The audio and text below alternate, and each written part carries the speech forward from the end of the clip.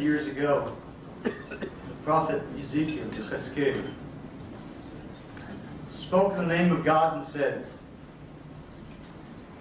Son of man, speak to the children of the people and say unto them, when I bring the sword upon a land, the people of the land shall take a man and set him for their watchman.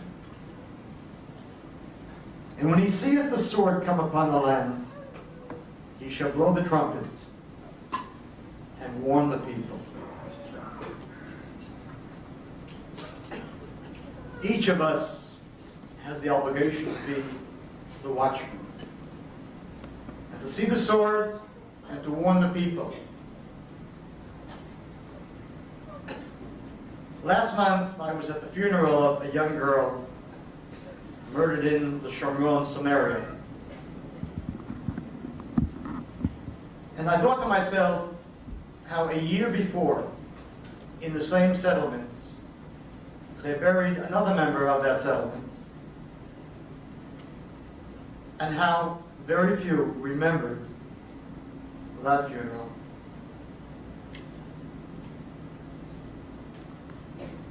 The victim was named Rami Chaba, and he was 8 years old, and no one mentioned him in the Los Angeles Times, and no one mentioned him on television. And I would venture to say that not one rabbi in Los Angeles spoke about him from the pulpit.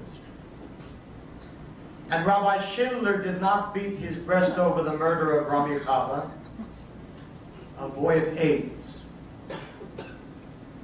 And Woody Allen did not peck away at the Arab states for the murder of Rami Chaba. And Richard Dreyfuss did not go through another trial because of Rami Chaba. I know the Chaba family well. They came from the slums of Tel Aviv, Hatikva. And 6 years ago, they left the slums and went to live in the Shomron in Samaria, so that their child Rami, who then was 2 years old, could live in fresh air, in wide open spaces. Last year, this month, they found Rami Chaba's body 100 meters from his home. The one who found the body told me that the Arabs had pounded the child's face so that there was no face left. Did anyone in this room hear of Rami Chaba? The Israeli television, which every night bombards the ears and the heartstrings with pictures of poor Palestinian parents mourning a child who did nothing more than throw a firebomb at soldiers. Did they carry the story of Rami Chaba? Did they tell the story of the Arabs who pounded his face until there was no face left? An 8-year-old child. I was at the Shiva, the 7-day mourning period. And when I came into the home, the mother stood up, a broken woman, losing a child of 8 under such circumstances. And she cried out in Hebrew, Taftiach li nekama, promise me revenge. That is the cry of a Jewish mother. That is the cry of a Jewish mother. Taftiach li nekama, promise me revenge for my 8-year-old child. And each of us has to be the watchman that cries out when he sees the sword. Because it was not the Arabs alone who killed Rami Chaba. It was every Jew, propelled by a perverted sense of ethics, a twisted moral judgment, who condemned those Jews who said, move the Arabs out before they kill Jews. It was those Jews that have the blood of Ram Yechaba on their heads. The immoral moralists, the Jews of whom the Ramban spoke when he said, Rahmanut shel tipshim, the mercy of fools. The mercy of fools, because of whom all justice is lost. It is not new, the attacks upon Kach and myself, from the pygmies and the dwarfs, the pulpiteers, the tiny temple rabbis, the tinier federation executives. I remembered back in 1968 when the Jewish Defense League was founded. And we went into neighborhoods, poor neighborhoods, where elderly Jews and poor Jews lived in terror and in fear in Brooklyn, in the Bronx, in Philadelphia, Boston. Neighborhoods that had once been Jewish neighborhoods, but the wealthier Jews fled into the suburbs. The younger Jews fled, leaving behind the elderly and the poor to a nightmare of terror. And when the watchmen of their times, the JDL people, went in and defended them, patrols, and spoke of Jewish power,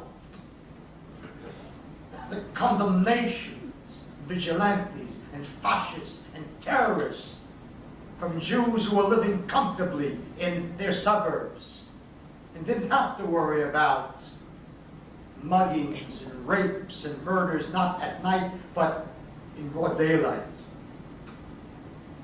And when we spoke of Jewish money going for Jewish causes, and Jews fighting for Jewish causes, and our being sick and tired of Jews fighting for everyone else, for blacks and Puerto Ricans and Cubans, Vietnamese, lettuce and grapes.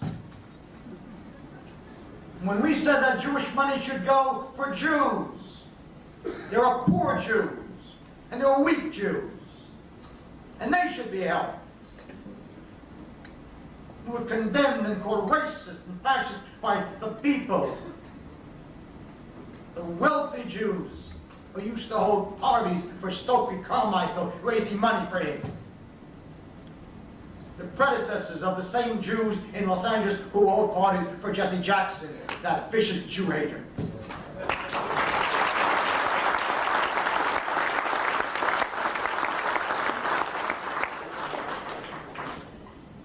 And we heard the same cries, the defamation, condemnation of the Jewish watchmen who took up the cudgels for Soviet Jews.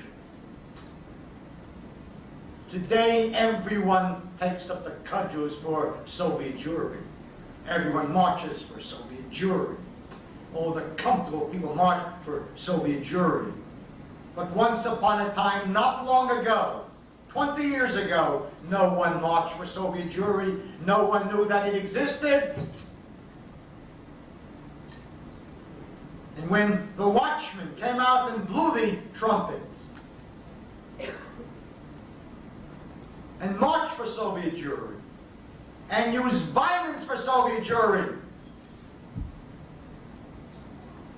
the same violence that peace now can understand when it is done by Palestinians because they want freedom.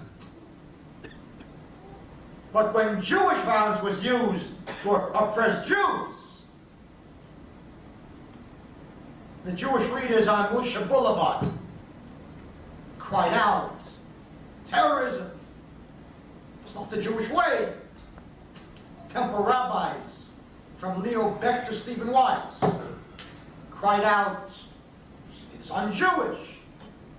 temple rabbis whose ignorance of Judaism is so awesome that their only fortune is that their congregation knows less about it than they do.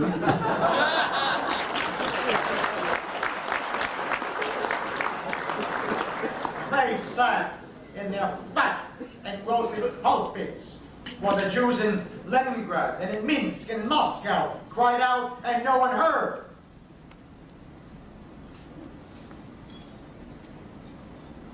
Nation, the prison sentences, the jailings. That is what a watchman is to expect, because being a watchman is a calling. And a Jewish watchman has to know full well that the major enemy is not the non-Jew, but the worst of the enemies, the most painful of the enemies, comes from within the Jewish people itself. And it continued. The watchmen and the condemnations in Israel. When I first raised the call in 1972 in Israel that the Arabs of Israel pose a threat to the existence of the Jewish state, the condemnation rained down. Fascism, racism, all of the nonsense, all the crude defamation. The arrests, every week there were arrests for 48 hours, for 5 days, for 7 days, for 2 weeks. Administrative arrests for 9 months. No trial. No one told what the charge is.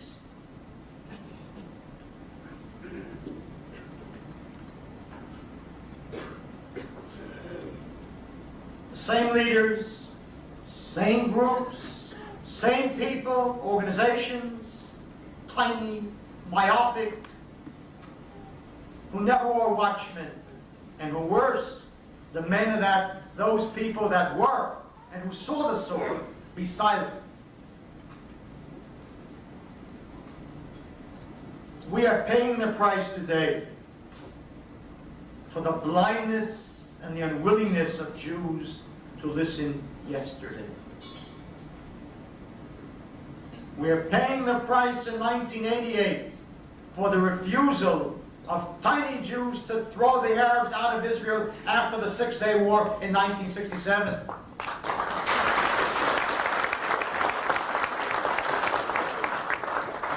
We heard all of the peace lovers, peace lovers. Who is not a peace lover? What arrogance for a Richard Dreyfuss to sit in his Beverly Hills home and speak of peace as if we don't want peace, we who live not in Beverly Hills but in Israel.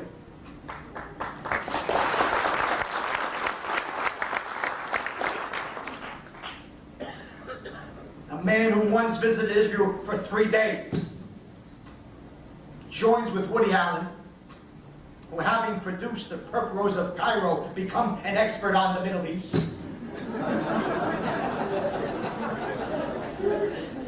And that was about coexistence between Jews and Arabs. I pick up the paper, and I read about Lebanon, and I am deeply impressed by coexistence between Arabs and Arabs. It is such a pleasure to see how Arabs live together. Sunni, Shiites, Druze, Christians, Hezbollah, each one murders the other one. But of course we shall live with them because we have so much in common.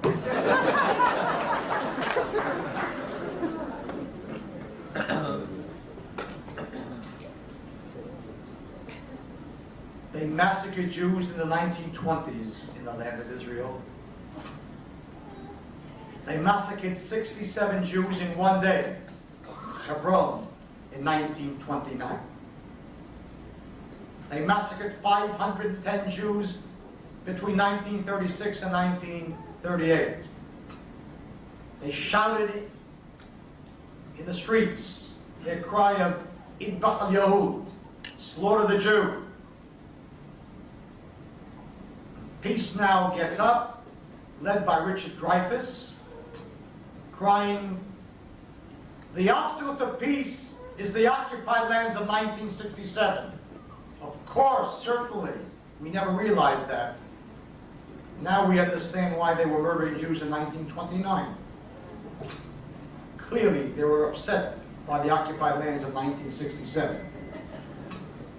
If only we would have given back the lands in 1929 that we took in 1967, no Jews would have been murdered.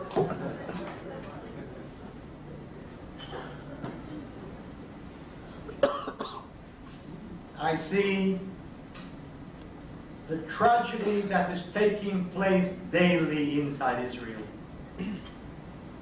For 2,000 years we had a dream. What a dream. For 2,000 years, the Jew, wherever he was in the exile, whether in Morocco or in Poland or in Yemen,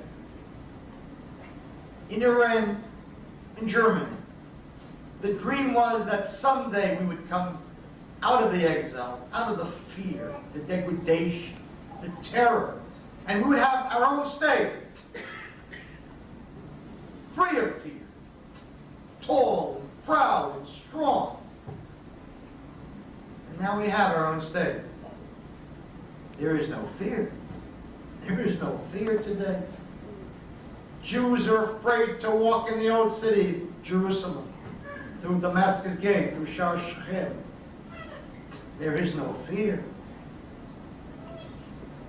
Jewish cars are stoned inside the state of Israel. On Kvish Wadi Ara, the Wadi Ara highway, in the heart of Israel. One travels from Hadera, Afula. That is the heart of Israel. Those aren't the occupied territories, the West Bank. And Jews are afraid. Their cars are stoned and firebombed. And so they take different routes. Because that's the way of the proud Jew. If a child is late in coming home, panic sets in. Where is he? What happened to him? Eifu, Chas v'shalom, mi yodea ma. What is going to be? Where is he? God forbid. That's what the dream is. It turns into a nightmare. A nightmare. I don't blame the Arabs. I have never feared the Arabs. I'm afraid of the Jews. We took the dream, which could have been such a magnificent one, and we turned it by our insanity into the nightmare. My son served in the army in Lebanon, in artillery. When he came back, he told me a story that later I heard from many, many soldiers. They were given orders that when the infantry was attacking a terrorist position inside an Arab village, the artillery was not to give it fire cover lest they kill civilians in the village. Do you know how many Jewish soldiers died because of that insane and criminal order?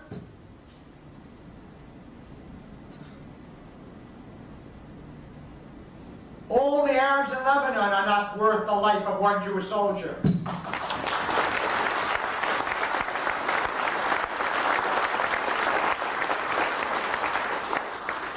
That is Jewish ethics. That is being moral. Holding Jews to a higher moral standard is not what is meant by what we think. It is moral to kill the enemy before he kills you. That is Jewish moral.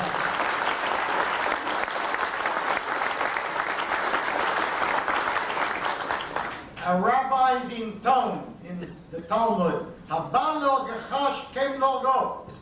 If one comes to slay you, slay him first. That is morality. That is ethics. Instead, we have mercy upon the cruel, the vicious, and thus afford them the opportunity to murder the innocent victims. A world that has turned ethics upside down. Jews that are driven by a pernicious form of Jewish AIDS, guilt. No one can feel guilty the way Jews do.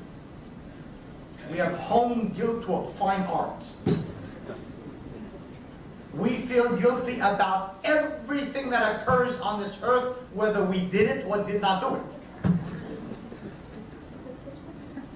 An incredible complex which is the result of 2,000 years of living as a minority in the exile. What will they say? What will they do? And so, an Arab uprising, 5.5 months, an uprising that, had I been the Minister of Defense, would have been put down in 2 hours permanently.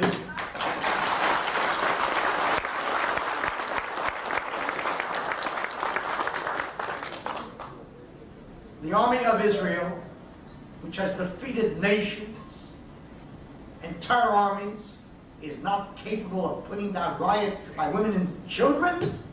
Of course they are, but they are hobbled by insane orders. I know, I served in the army. The madness of the orders. If they curse you, you cannot do anything. If they spit at you, you cannot do anything. If they throw rocks at you, you cannot do anything. You must be faced with an immediate danger to your life, and then you can shoot in the air.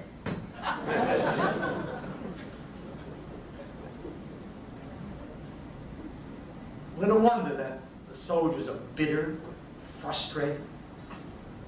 They now have to serve 62 days every year. Reserve duty. Bitter, angry, frustrated. Who needs it? Who wants it? We are destroying the state with our own hands.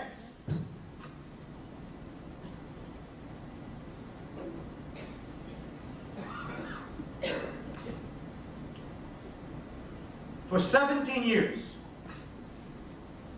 I have rushed about in Israel and in this country and cried out, there cannot be coexistence with the Arabs. They are a cancer in our midst. They do not want peace. What is wrong with us? What is wrong with a Jewish people that is so obsessed with being loved that it refuses to see hate? What is wrong with a Jewish people that is so riddled with guilt and self-hate that it does not understand that Arabs do not want a better living standard? They want what they believe is their own country. Instead, one listens to Jewish leaders, not only in this country, in Israel too, babbling about the need to raise the Arabs' living standards. Give them indoor toilets and then they will sit quietly.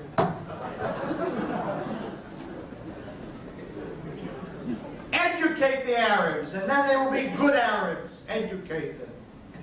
Of course, that is the answer. I remember sitting in Knesset once when Shimon Peres answered questions on education, and he fairly beamed. It was as if Moses had come down from Mount Sinai, beaming, crowned with light, as he spoke of the progress that had been made in education in the Arab sector. He said, 38 years ago, the Arabs of this country were illiterate. Today, and he stepped back, and one could see the sun. He said, today, 4,000 Arab students are studying in the universities of Israel. And I thought to myself, either he is mad or I am mad, but one of us must be insane. That is a cause for Jewish joy. That 4,000 Arabs are studying in Hebrew University, Haifa University, Tel Aviv University, Bar Ilan. Do you know who the most dangerous Arabs of Israel are? Certainly not the peasants. Certainly not the illiterates. It is precisely the students at Hebrew University and Haifa University. The revolution that never ever comes from the numb and the dumb. Revolutions always come from the intellectuals that we in our benighted Jewish insanity give free scholarships to. You go into the dormitories at Hebrew University on Mount Scopus, and the Arab rooms have pictures of Arafat and the PLO. And Jews continue to give to those schools.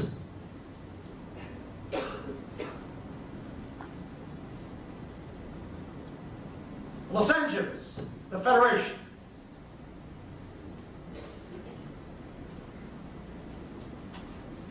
$8 million has been set aside for the Arabs of Jaffa. I must tell you, we need a national couch.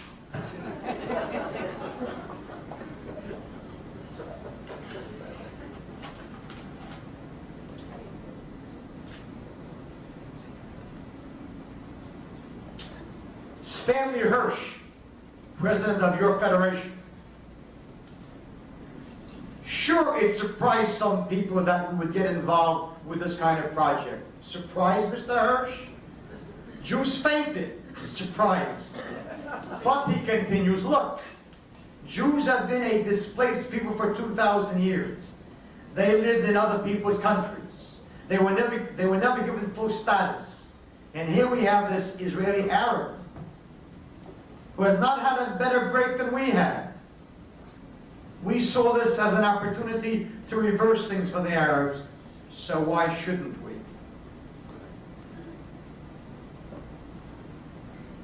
The man is either insane or a native. What a comparison. Jews lived as a minority in other countries, and Arabs lived as a minority in Israel. Did the Jews in other countries ever say, it's really our country, they stole it from us, and someday we will take it back and then drive them out? Did Jews throw bombs?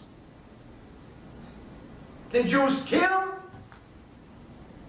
The man is either an imbecile or worse. He has no business being the president of anything. What an outrage. What an outrage. What a typical sick-minded Jew ridden with guilt feelings, so he will give Jewish money so that Jewish youngsters in Israel will eventually die, and his conscience will be cleared because he helped the poor Arab.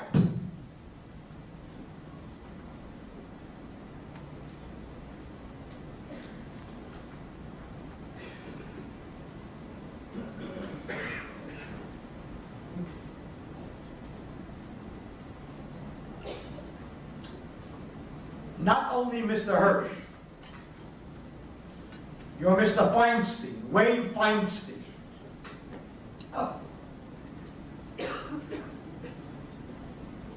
Israel has a formidable challenge in integrating its Arab citizens into its body politic. And this will be done at the neighborhood level by creating a more healthy interaction between Arabs and Jews. I don't know yet if this is a trend among American Jews, but if it is, we are trying to lead it. That's your federation. Not only did Los Angeles lead it, New York immediately followed. the Federation there decided that it would give $15 million to the Arabs of Romley and Lebanon. And one can certainly expect Chicago and Miami and all the rest to follow. These are thieves. They are robbing Jews. Jewish monies were given to them for Jews and not for Arabs.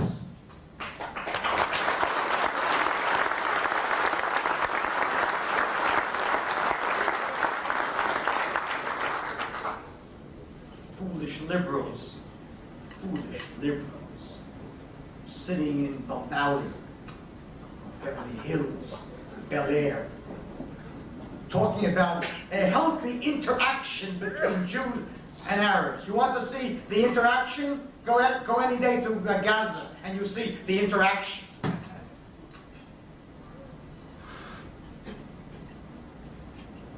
The Arabs will take Jewish money, but that's not what they want. They want the Jewish state. Does Mr. Feinstein, does Mr. Hirsch have the slightest idea of what Jaffa is? Jaffa is that city which until 1948 was an all-Arab city, which under the UN partition plan was given to the Arabs and not the Jews, and from which 80,000 Arabs fled in 1948, and which every Arab considers to be occupied, just as is any city on the West Bank. And Mr. Feinstein plays games with himself and worse with us. If we will raise their living standards, then they will be good Arabs. Do you know what a good Arab is to Mr. Feinstein and to Mr. Hirsch? A good Arab to these simpletons is an Arab who, despite the fact that he believes that the Jews stole his city, will agree to let them have it if they raise his living standards. Right out of Rudyard Kipling. Lo, the poor native. We shall raise his living standards and he will appreciate it. Yes, Massa, thank you.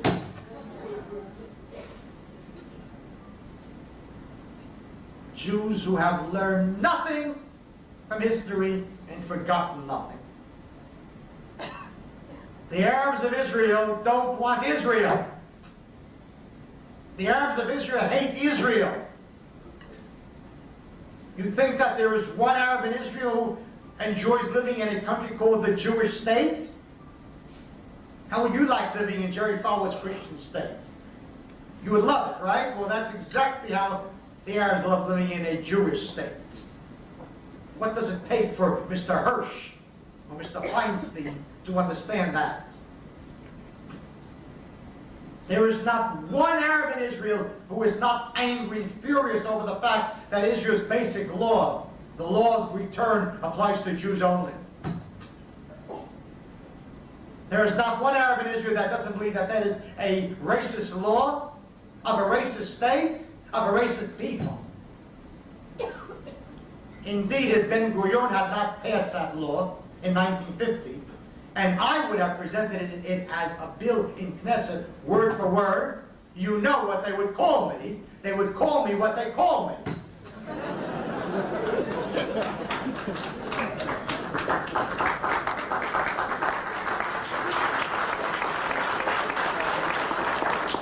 We began this evening by singing a song, the national anthem of Israel, Hatikva.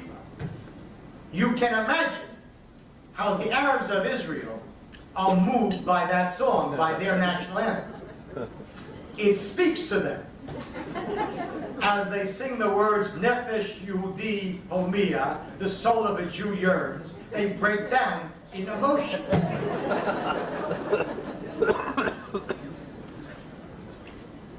They are overjoyed to see the Jews of this country coming on an Israel Bonds tour. They have great ties to you.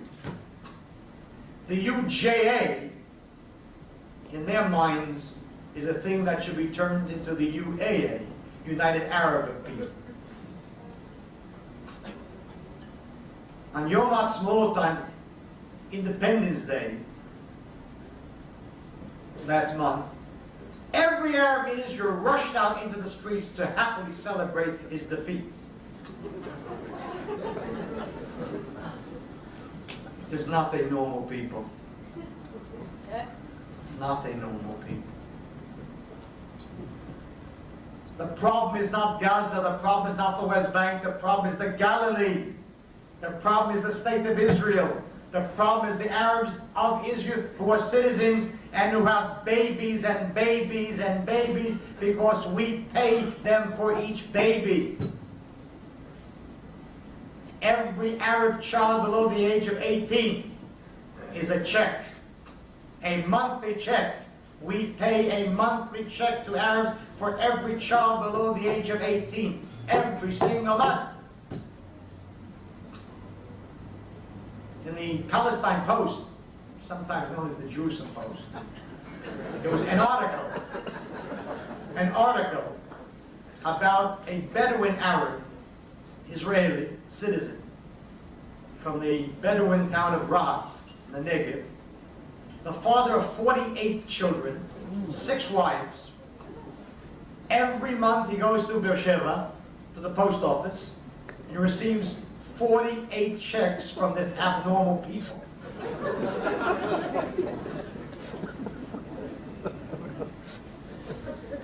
Peace now, give up the occupied lands. Indeed, the Galilee today has a majority of Arabs. Know that. Northern Israel is an enclave in which the Jews are a minority. When you ride on the Akot Tzfat Road in the Galilee, except for Carmiel, there are no Jewish settlements.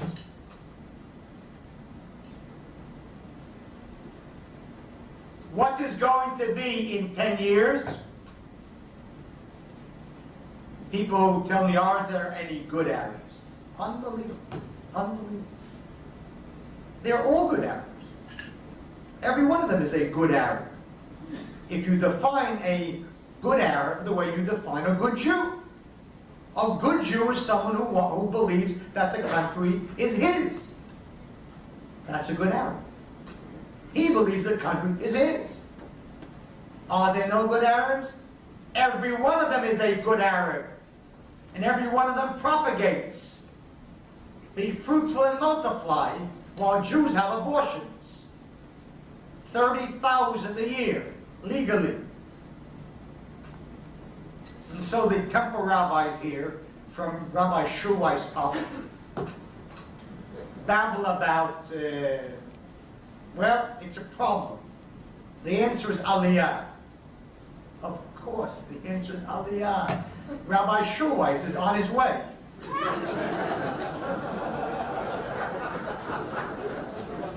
Who's going on Aliyah? Who's going? No one is going. The trend is in the other direction. The Israelis are leaving. Thank God for U.S. quotas on immigration. Thank God for that. If not for that, half of Israel would be driving taxis in New York City on their way here.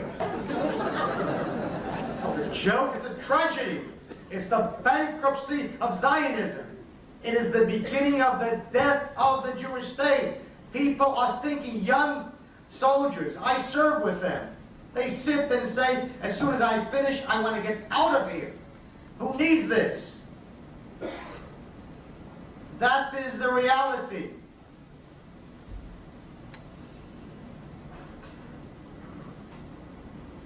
I've said it for 17 years, and I say it again. They must go, and they are going to go.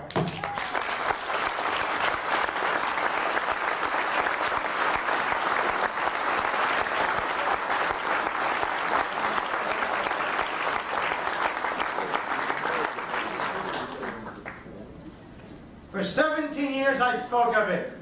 Suddenly, Newsweek, Israel's Arab time bomb. Alexander Schindler, the New York Times, Israel's time bomb. The Times, how long can Israel deny its civil war? Good morning, good morning. The Palestine Post, Kahanes by another name. Suddenly everybody is speaking about that classic Hebrew word, transfer.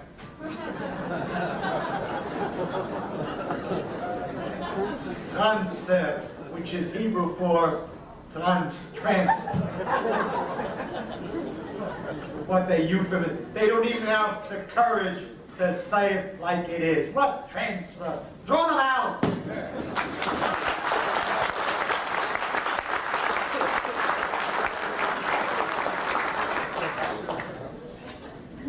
I want to show you the difference between normal people and others. Rabbi was speaking at a school in Israel, and he quoted a Palestinian, as he called him, born in Jaffa and now living here. And he said, this Arab said, "I will never forego my dream to return to my home in Jaffa, and not as a citizen of your state. You Jews proved the value of faith and patience. It brought you back after 2,000 years. I hope to return much sooner." That's the Arab. Now listen to the Jew. A Jewish member of a kibbutz, Kahane, in the Galilee. Next to that kibbutz is an Arab village called Hilton. And so she is telling the reporter, "I have become very friendly with Varda, Hussein's wife," one of the Arabs of Tuba. "I feel a real need for contacts. I think every Israeli Jewish family should adopt an Israeli Arab family. I just love the Bedouin. I love sitting on their mattresses, drinking their coffee, and eating their living. The contempt from every word is the contempt." Oh, the poor native. "I love his mattress.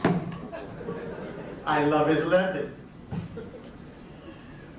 And the Arab speaks of, "I will come back to Jaffa, and not as a citizen of your state." Who is the normal and who is the insane? This year there is an election, and I want to tell you, forget earthquakes in Los Angeles. There is going to be an earthquake in Israel this year, which will shake Rosh Boulevard.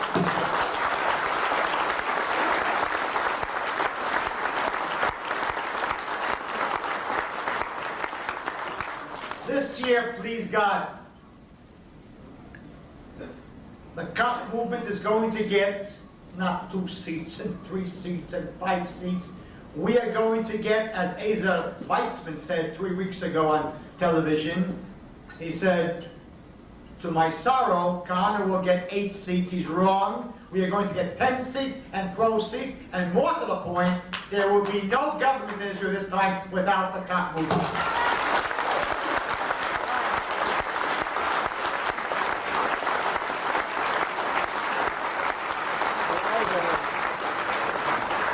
And we are going to begin the process of making Jews normal again. We Jews have been losers for so long, we feel guilty about winning. Well, I love to win. I love to win.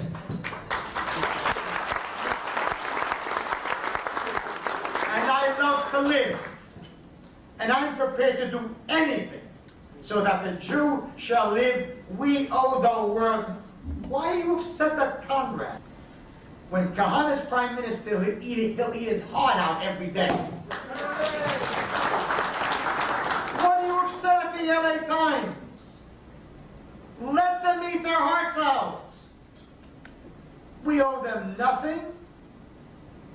Why are you upset when they're angry at us? Were you happy when they loved us after Auschwitz? Their love? I don't want anything from them. I'm not asking anything from them. This election, Likud will be unable to form any government without Kach, and we have conditions. I'm not asking for money, cabinet posts. We demand conditions. I'm not asking anything. I'm demanding. First of all, we are going to begin to make life miserable for the Arabs, legally. What? Condition one, and there will be no government without this.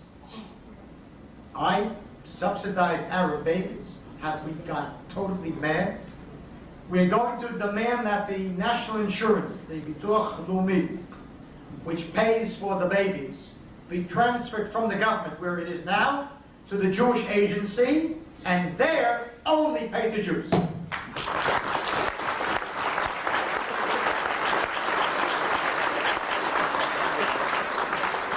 If Shamir will not accept that, there will be no government. I'm a stubborn person. Condition two, without this, there is no government. A Jewish youngster at the age of 18 serves in the army for 3 years, and every year thereafter, army duty, reserve duty, now it's 62 days. The Arab at the age of 17, he gets married, has a child yearly, no army service, no reserve duty, no taxes, laughs at us. We demand that every Arab at the age of 18, 3 years of national service, hard labor on the roads.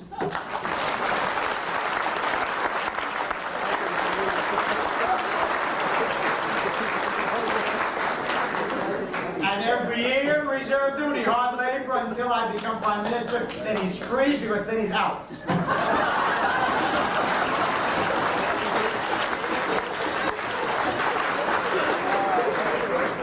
What is this? Kind of a game? We're fighting for survival. For survival. What they would do to us if they could. What they would do to us what they did to us once.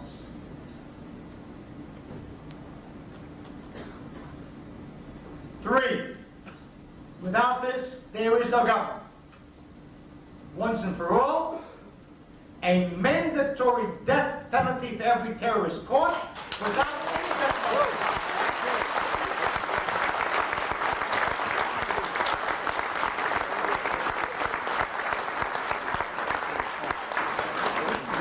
I sat in Rabbi prison for 9 months. And I sat with Arab terrorists because Israel is a democracy. And they laughed at us. They laughed at us. All of them said, we're just waiting for the kidnapping of some soldiers of yours, and then we'll go free in an exchange of prisoners. Every one of them is now free. 2.5 years ago, we freed 1,150 Arab terrorists, among them 600 murderers. 400 of them were allowed to stay in the country. I want to tell you, if someone wants to write a doctoral dissertation in abnormal psychology, this is the topic. Never again will that be. We are demanding a terrorist who is not a soldier. He is not a soldier. He is in uniform. He comes to kill civilians, men, women, and children. If he's caught, we hand him over to the Shin Bet immediately. Let them get all the information out of him in whatever way they want. Then he'll be tried. If found guilty, he is killed, and then let them know if you cross that border and you are caught, you're dead.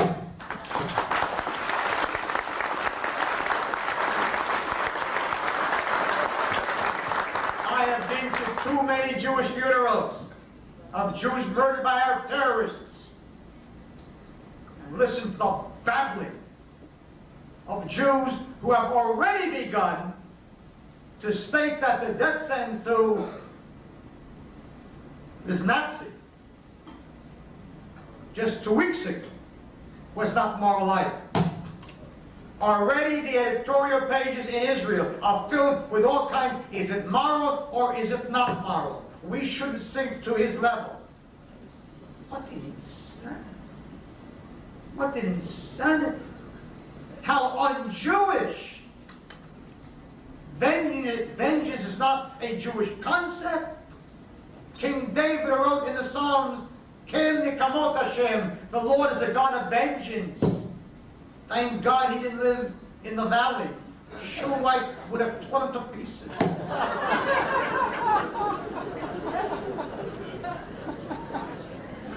Yismach tzadiki chazanakam. Let the righteous rejoice, for you are seeing vengeance. A verse in the Psalms. What's wrong with us? What's wrong with us?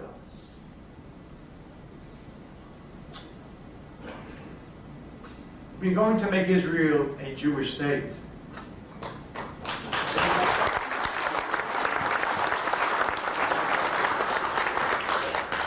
And what happens in Israel will have a profound impact on Jews in this country too. I come here and I'm appalled at the abject silence of every Jewish leader in the face of an abomination called Jesse Jackson. A Democratic Party that sits quietly by, embraces, funds, a Jew hater, a vicious racist, an enemy of the Jewish people. Is there one Jewish leader in this city that if Jesse Jackson would come and say, let's dialogue, would not roll out 12 red carpets for him, one for each tribe? A man who said, I'm sick and tired of hearing about the Holocaust, who spoke of Heinz, embraced the PLO murderous leader. And the Democratic Party allows him to run without any kind of a disavowal? If Jesse Jackson would be white and said the same things, what would this Greek say? And Cuomo, and all the Jewish liberals, and all the Jewish leaders, the B'nai B'rith would have been breathing fire. What an outrage.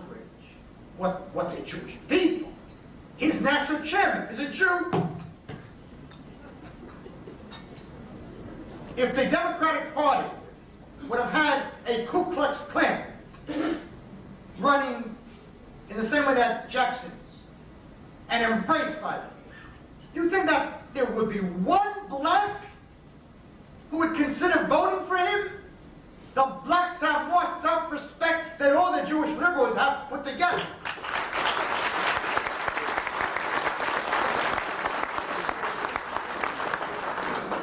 And when a Jewish state will be making statements such as that, when the Prime Minister will be, then you'll see Jewish leaders compelled and prodded to be the kinds of Jewish leaders that they should be.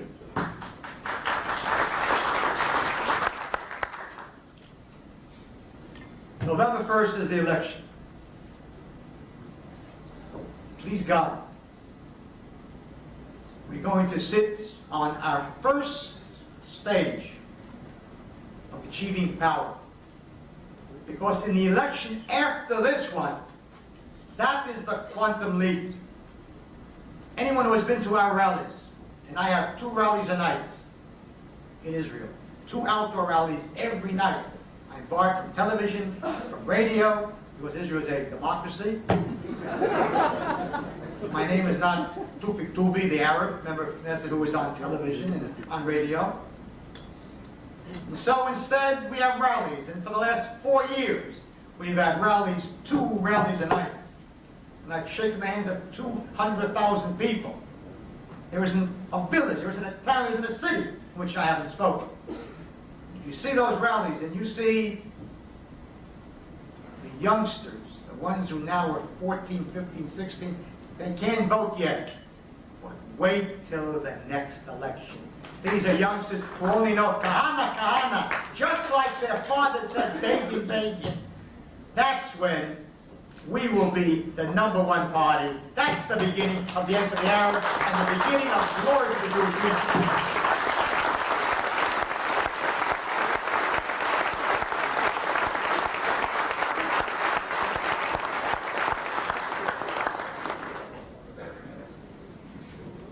It's not an accident that most of my backing comes from Sephardic Jews, who are the majority of the Jews in Israel. They are normal people, thank God. They understand the Arabs. They didn't learn about the Arabs from Stanley Hirsch or from Mrs. Hirsch. They learned about Arabs in the only way that one can learn about Arabs, because they lived with them. They lived under them. And they never again want to live under the Arabs. And so when I come to rallies and I say to them, I say what you think, they start applauding and saying, Nachon, ata tzodek, yes, you're right.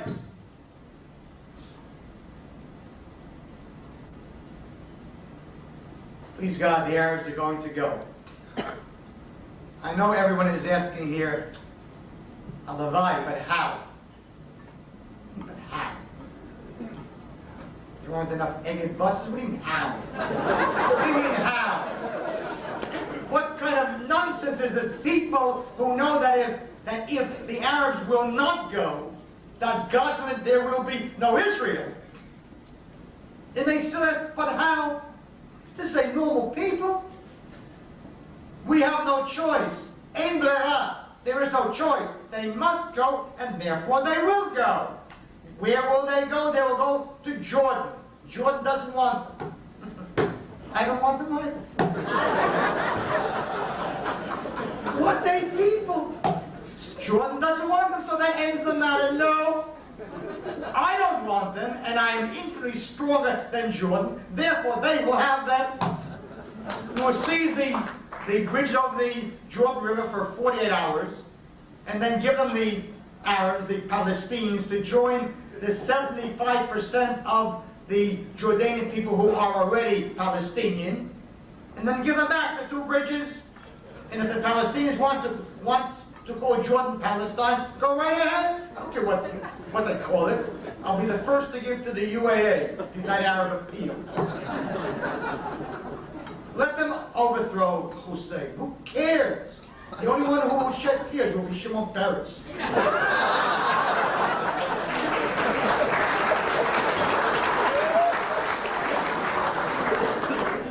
What will the world say? But what will the world say? First of all, I like to define terms. I'm a scholar. What is the world? Togo, Hong Kong, Singapore. You don't mean the world, you mean America. So let's shrink the world down. Come on with the world. America. What will America say? I'm sick and tired of Jews saying, but what will America say? Because if that's what bothers you, what do you do tomorrow when Schultz comes and he says you either give up the West Bank or you don't get money? Do we then give it up? Give it up? Of course not. Of course not. He came the last time, pressured Israel. Israel said no, and he went back home to Mrs. Schultz.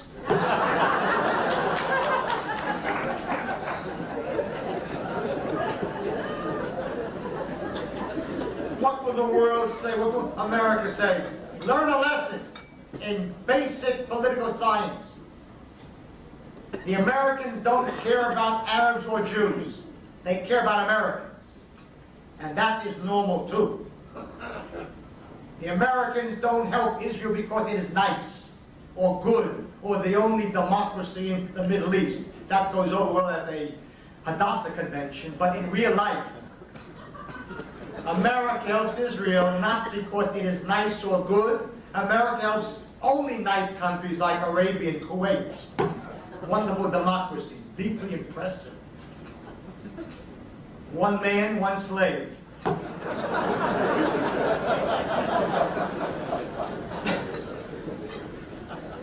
America helps Israel because it has a fundamental interest in the Middle East, and that is it needs a strong, a reliable, and a stable anti-Soviet ally. and it has a big choice, either Israel or Abu Dhabi.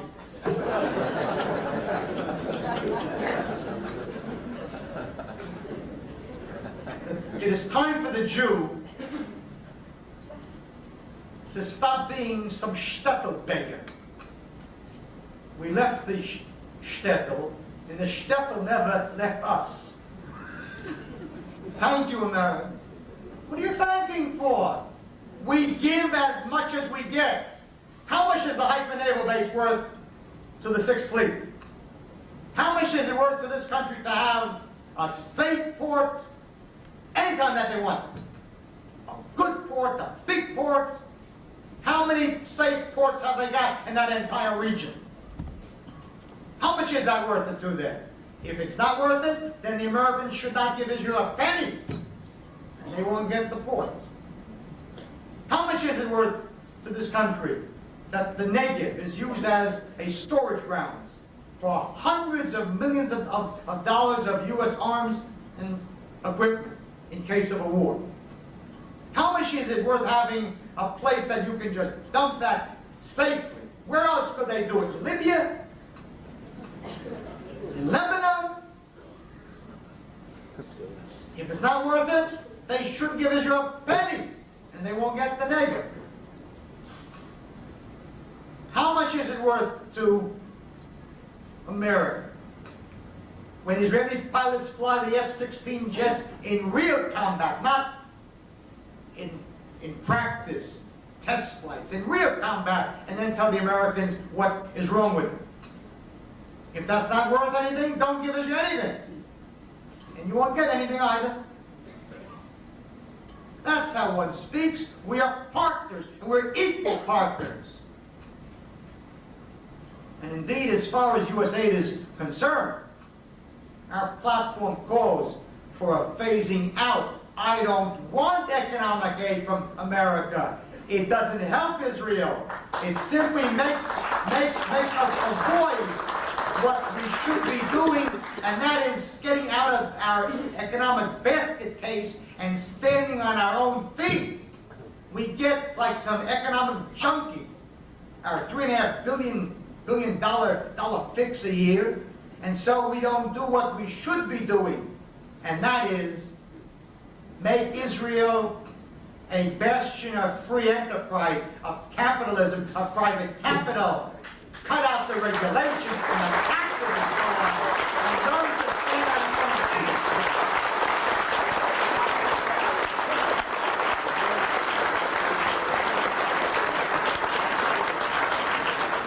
feet. Because of the economic aid, Israel shakes every time that Schultz speaks. It's leverage against Israel.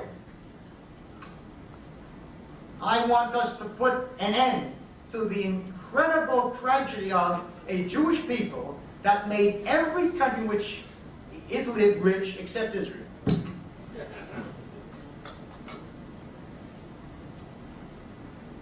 I know people from Israel who, when they were there, never worked hard. They came here to America, they worked 14 hours a day. You know why? Because you can make money, you can keep the money, you can become rich. You can't do that in Israel unless you're a thief. And the government makes you a thief. Regulations, licenses, permits, taxes, as only the devil could have invented. I want to get rid of that. No red tape, no... I don't want to throw the Arabs into the sea, just the bureaucrats.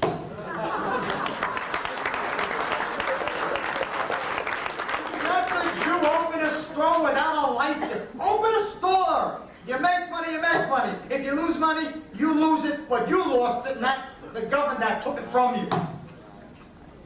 You don't raise taxes, you cut taxes, and let him make profits, then he'll pay taxes honestly. There are Jews in this country, wealthy Jews, who would love to invest in Israel and not in Singapore, or Taiwan, or Hong Kong, or Korea. But in Singapore, they welcome you. In Israel, they put you through the 7 circles of Jewish hell. And so he ends up in Singapore. I want free enterprise. I want to put an end to a Histadrut, which is a monopoly that destroys the country.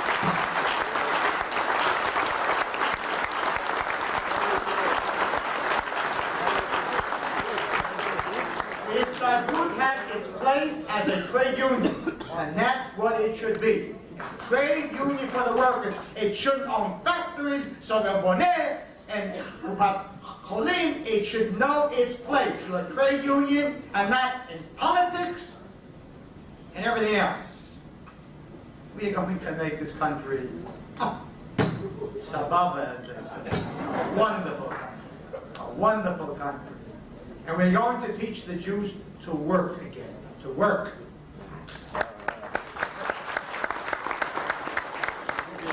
Who do you think built the highways before 1967?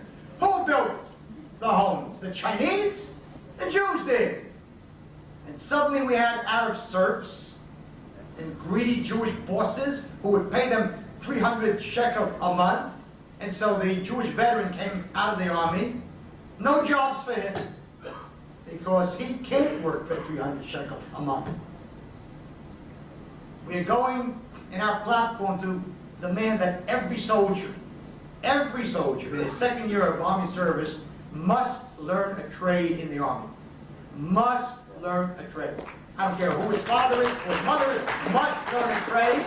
And in his third year of army service, he will be sent home, but he will still be in the army and must report every morning to the labor exchange to work at his trade.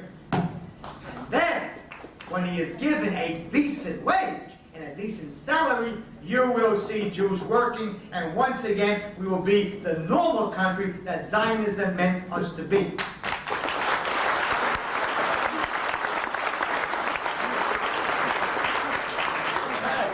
So, the Arabs are going. They are leaving. They have no choice.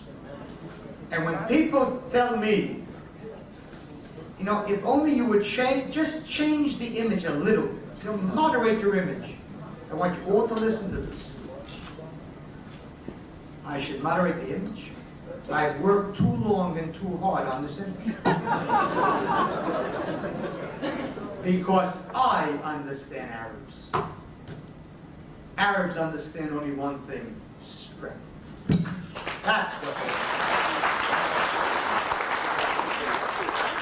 The American Jew, who is a very, very decent type, thinks that all problems can be solved with sit down with the PLO, coffee and cake, work things out. No. It's not that way. It's a different mindset, a different mentality, a different culture, a different everything. They understand strength and they understand me. And they're afraid of me. And that is the greatest weapon that we Jews have. They believe that I eat babies for breakfast, and that's good. If God forbid they ever thought that I was really a decent person, which I am, it's all over. It's all over. That's the Middle East. I remember Begin. When he took power in 1977, the Arabs sat for 2 months in terror.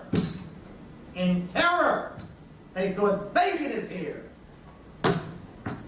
Little did they know, and little did we know, that that was no longer the Begin that we knew. Kahane would always be Kahane.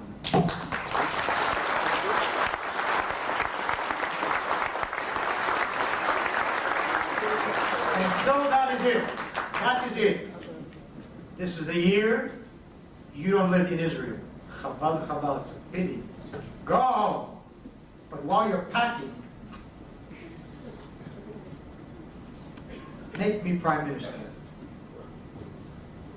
I'm not speaking now about a school, a museum, a library, an institution.